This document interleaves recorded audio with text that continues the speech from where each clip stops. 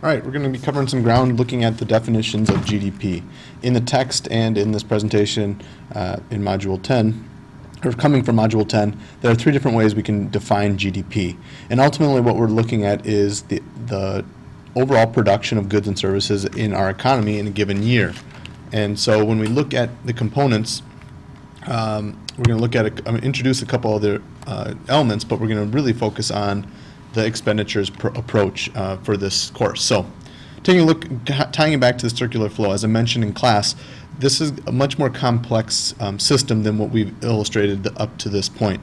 Really, when we looked at the relationship between households and firms, we saw the flow of resources, the land, labor, capital, interests, going from households or individuals and being used by firms to create goods and services, and then the flow of payments that go to the household in the form of wages, profit, interest, and rent, and how those are going to be flowing through and really creating the goods and services in our economy.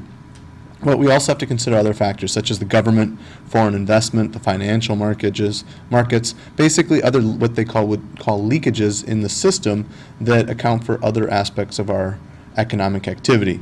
And so when we take a look at this, when we're calculating GDP or gross domestic product, we see it's just in the one corner, one relationship that we're really focusing on, but there are many factors that affect the overall circular flow of our economy when we expand it to include those other elements. So when we really look at defining GDP, what we're really, the formal definition, what we're really saying is it's the total market value of all final goods and services produced in an economy in a given year. Now, when we emphasize the idea of final goods and services, we'll get to that in a moment, but we have to be careful of not double counting things that have been produced in the process, as goods and services aren't usually just produced by one entity, one firm, but usually there's value added through multiple stages of the process.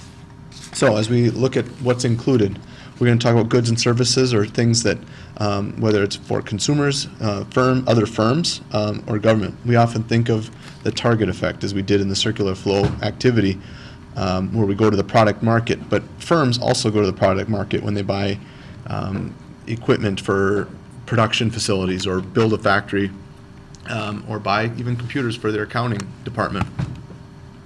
We also look at things that are GDP is going to be the domestic production, so it's got to happen within the borders of the country. It does not count if it's produced outside the borders of the United States. Interestingly, if a foreign company comes and builds a factory, such as Honda in Tennessee, that does count in our gross domestic product. So it's the final market value of all goods of services produced within an economy in a given year. We also want to consider things that inventories. So even though we don't want to double count things that are produced with the idea of being sold in the future are considered to have used those resources and those inputs to be considered to be a part of the overall inventories in terms of the expenditures approach. So again, things that aren't going to be counted not only are the intermediate, or those goods that it would be considered double counting if we did count them, purely financial transactions where we have an exchange, such as the sale of a stock that's already been issued. When you just change ownership of a business, for example. One company buys another company. Nothing was produced, to just change the ownership. Used goods, if they've already been counted once in that initial market value, used goods are not going to be counted. Black market goods, which are basically things that are illegal. And then finally, non-market goods, so things that are not accounted for in a broad sense. You shovel your neighbor's driveway is a simple example of a non-market good, or a barter system of services provided by tradesmen, something like that. So when we look at this idea of GDP and the different ways we can calculate it, one is the value-added approach. And so we look at the final price, but not the intermediate goods, and this is where we get to that double counting. So if you take, for example, a wool suit, you have the wool that comes from the sheep and the rancher that raised those sheep to produce that wool, and maybe that has an inherent value of $120. And then it goes to the wool processor or textiler, where they turn it into a fabric or a textile, and that adds another $60, so it's $180. And you have the suit manufacturer, and then you have the clothing wholesaler, to the point where it actually ends up with the customer on your shoulders. Now, if we were to take the value of those at each step, we would have this inflated total value of sales that would go up to $1,140. Whereas when we actually buy the suit, it might only be $350. And that's because that's why we can't double count, or we can't count the intermediate goods. We're only looking at the final value of the good or service being produced when we calculate the overall GDP. Because ultimately that is what is being created in the economic system. The second method of adding or defining the GDP is to look at the income approach. And really what we're looking at is the income going to the payments are received by for the different inputs. So if we were to take this example, say a car that was produced and the value of it being $21,500, what we're looking at is the payments to the factors and what they equate to based on the additional steps of each one. So taking something from the iron ore to steel to the ultimate car, and seeing the wages, interest payments, rent, profit as we see them being paid out at each step of the way, and the incomes, if you total them in the far right column, you see that equates to eventually $21,500. So this actually shows a couple different ways, but we're really looking at the income factor. It's not as commonly used, and really what we're going to be focusing is the third method, which is going to be the expenditures approach. So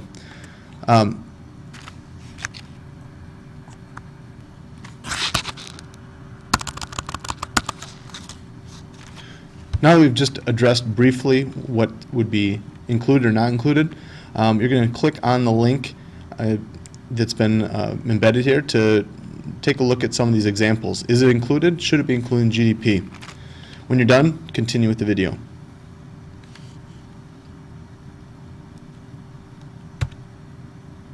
The next example is the expenditures approach, and this is the one we're going to focus on here and tying it back to our circular flow model. So looking at the expenditures approach, really what we're doing is taking at each of these exchanges, because for the way the circular flow model works is that for every the sum total of any inputs going in are also going to be accounted for on the other side. So if you're going to the household market and we account for all the payments of wages, interest, rent,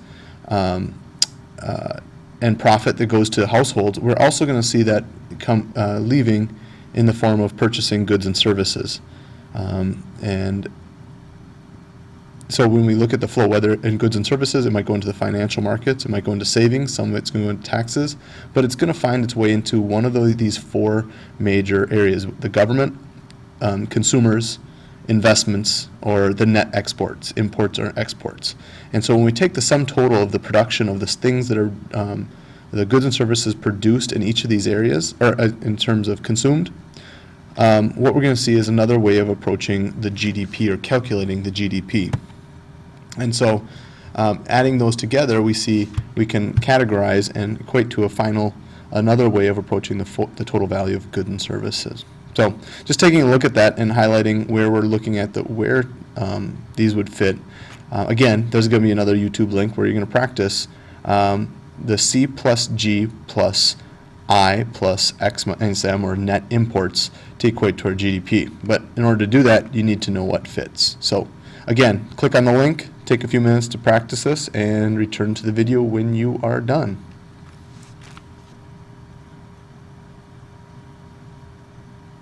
Just kidding, we are done. If you have any questions, please bring them to class.